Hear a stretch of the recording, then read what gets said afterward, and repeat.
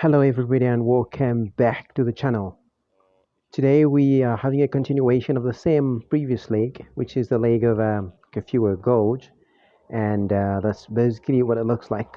So this is Kafue Gorge Part 2. So there you're looking at the central club where the institute is based, as well as the administration blocks uh, of the Pan-African Institute that we spoke about in the previous video. So those are the flags over there, although I didn't pick the camera higher in order for you to see the flags. But basically, those are flags. And those are the classrooms, dormitories, etc. And there are the blocks on the hilltop that consist the classes and the dormitories at the same time. And the one thing that you got to understand of Kafue Gorge is that there are lots of suburbs in Kafue Gorge.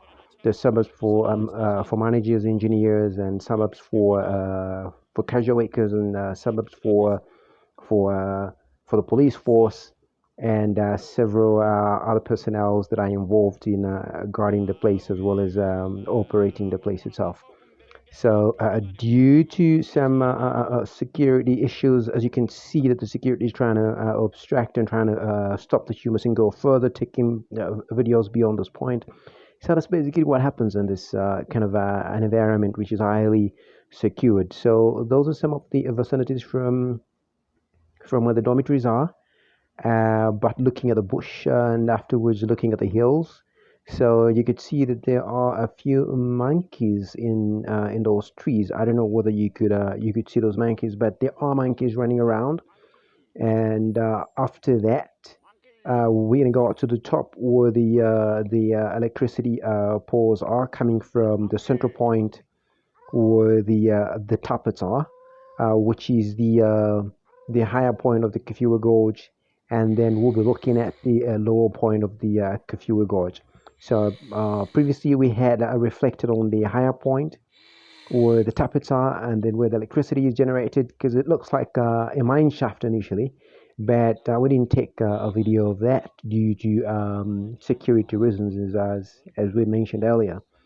So we're still looking at this whole area, and then besides that, what you'll find in this satellite town is you're gonna find all the sports facilities to be available, soccer pitch, basketball court, tennis, etc. So all those kind of facilities are available. So that's part of the Kafue River, and as you can see, the mountains over there.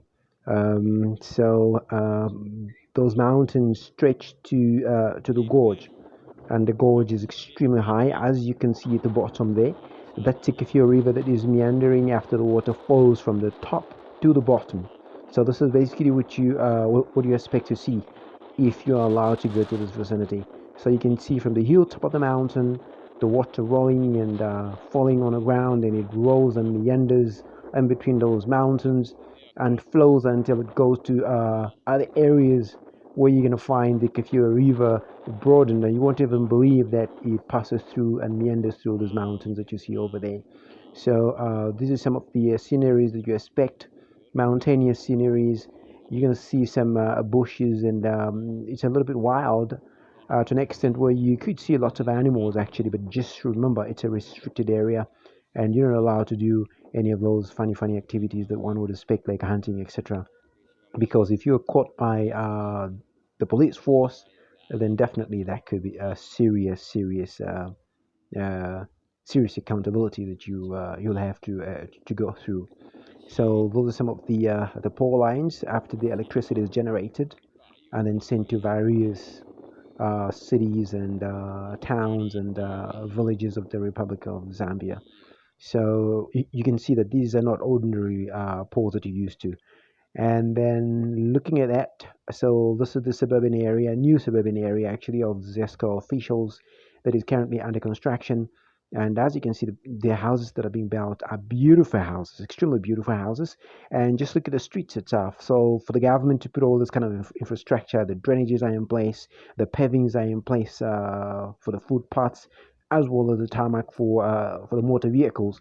It shows that the government really cares for this place and the environment, and they put in a lot of resources, and that's the reason why the staff members and people that work in this place have good accommodation. The accommodation in this place is unbelievable. It's beautiful. Even the police camp itself, it's beautiful.